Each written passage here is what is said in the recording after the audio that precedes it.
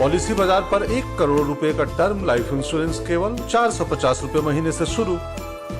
Wow!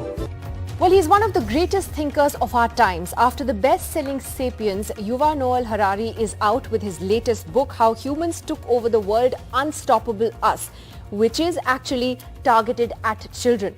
Harari says that it's important to teach kids how they can change the future, how humans have the most amazing superpowers and what they can do with those powers. We have Mr. Harari joining us now on the program. Thank you very much, Mr. Harari, for being with us. You know, why did you decide to write a book for kids? And having read this, I realized it could lead to some very intense conversations between parents and their kids.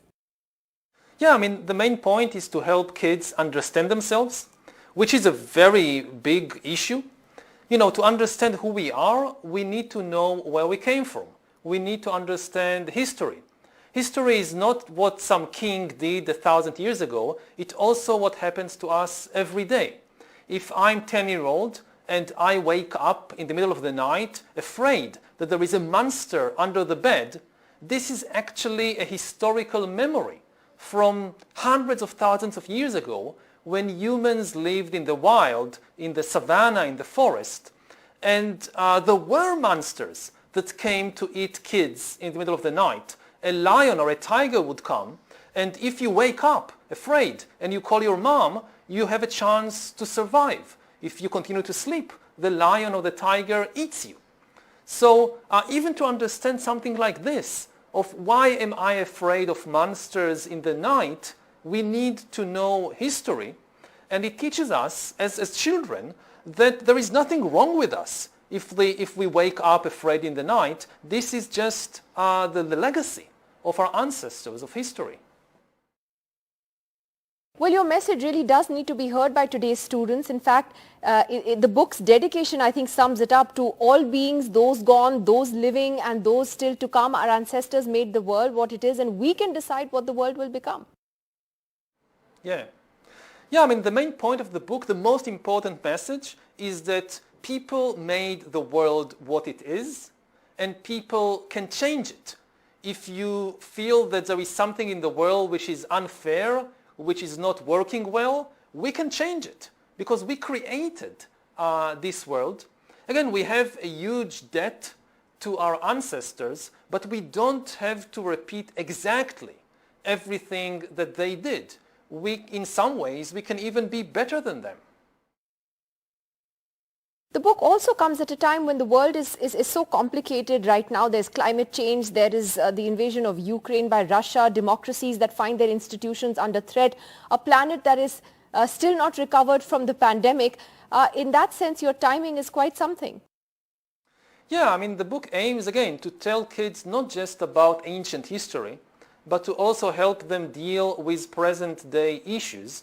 So in the book you find not just lions and tigers and elephants and life in the forest, you also find explanations about how the modern capitalist economy works, and for instance what are corporations like Google and Facebook and McDonald's. Because you know, kids, they rarely meet a tiger on the street, but they meet corporations every day. Every day they meet Facebook, every day they meet Google and Coca-Cola, and they need to understand what these things are and how to be careful about them even more than they need to understand how to be careful about tigers and lions. So we have a section in the book which explains to kids what are corporations. And you know, especially when we talk about the information world in which we now live, this is essential because the big corporations, they feed themselves on our information. Just as a tiger would come to feed itself on your flesh, so Google and Facebook and all these, they are feeding on our information, and we need to learn how to manage the kind of information that we give them and also the kind of information that we take from them.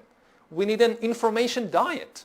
You know, people are very careful about what kind of food they feed their bodies, but they should be equally careful about what kind of food they feed their minds.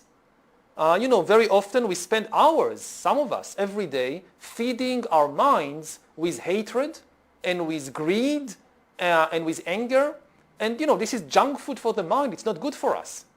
The same way you buy some food in the supermarket and you have this label, this contains 40% fat and 20% sugar. If you want it, you can eat it, but at least you know what's in it. We need something like that also with the information we consume. Like we see some video on Instagram, it should have a label that this contains 40% greed and 20% anger. If you want to feed this to your mind, okay. Well, it's wonderful to have had you on the program today, Yuval Noah Harari. Thank you very much for joining us.